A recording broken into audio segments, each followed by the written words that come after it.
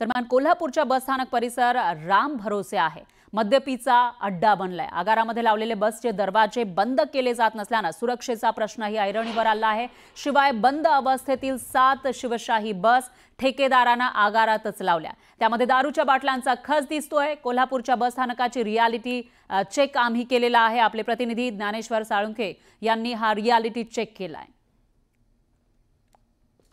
पुण्याच्या घटनेनंतर राज्यभरातल्या बसस्थानकांच्या सुरक्षेचा प्रश्न ऐरणीवर आलाय। मी सध्या कोल्हापूर मध्यवर्ती बसस्थानक परिसरामध्ये आहे आणि या ठिकाणी पाहायला गेलं तर बसेसचे दरवाजे उघडेच असल्याचं या ठिकाणी आपल्याला पाहायला मिळते। बंद अवस्थेतली बस आहे, मात्र या बसमध्ये आपल्याला दारूच्या बॉटल्स आहेत ते या ठिकाणी दिसून येत आहेत आणि त्यामुळे या बसमध्ये मद्यपान करत असल्याचं या ठिकाणी दिसून येते।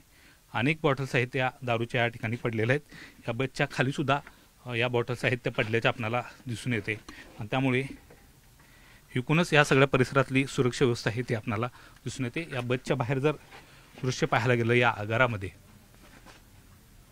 तर ते दृश्य सुद्धा आपल्याला नजरेसमोर येईल आणि इकडं पाहायला गेलं तर या ठिकाणी सुद्धा मोठ्या प्रमाणात आहे ते दारूच्या बॉटल्स आपल्याला दिसून येत आहेत आणि ह्या दारूच्या बॉटल्स नेमक्या आल्या कुठून? या परिसरात तर खचच आहे ते दारूच्या बॉटल्सचा आपल्याला दिसून येते।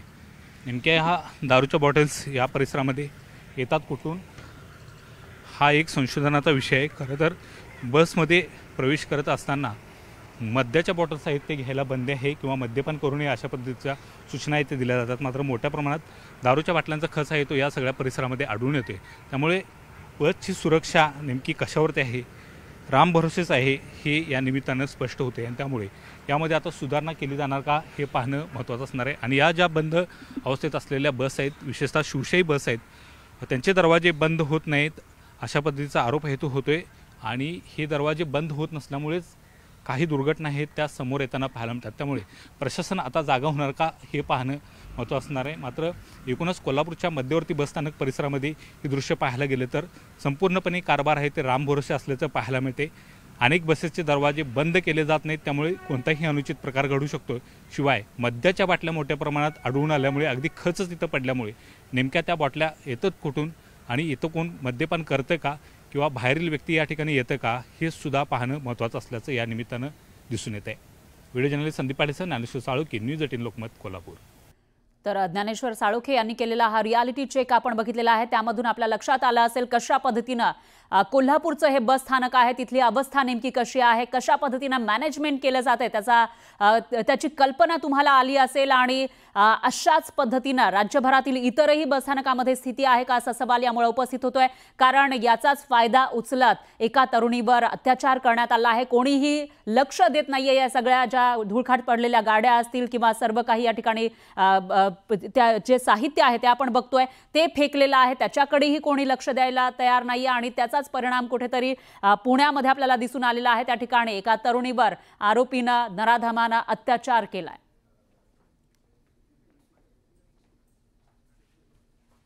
तर दुसरीकडे पालकमंत्री संजय शिरसाट यांनी आज अचानक संभाजीनगर बस स्टँडची पाहणी केली आहे।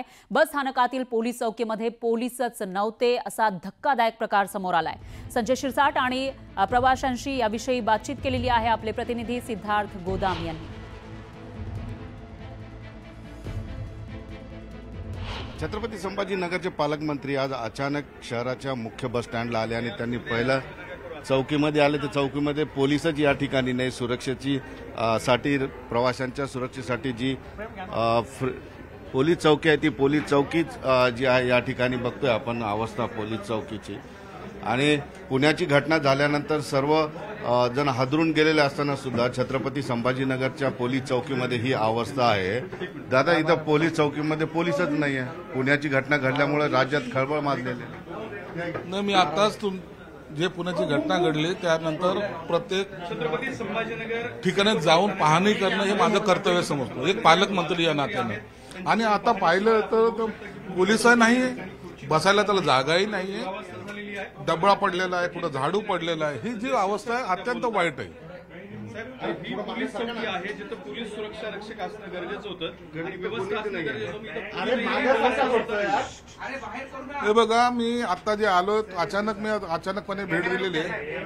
ही पोलीस चौकी आहे. या ठिकाणी मिनिमम 2 पोलीस असणं गरजेचं आहे. प्रवाशाचा आपसामध्ये भांडण असेल किंवा बसेमुळे काही जर गडबड झाली तर त्यांना पाहणारा कोण आहे, त्यांच्याकडे लक्ष कोण देणार आहे? आणि तर पाहिलं तर पोलिसालाच बसायला खुर्ची नाहीये.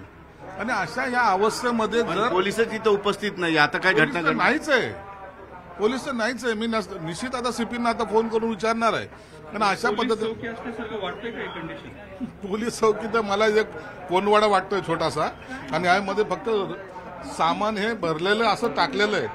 इधर तुम्ही सीट पाहाल, या खुर्च्या पाहाल, डब्बा पाहाल, तर बॅनर पहा, हे सर्व असंच आहे.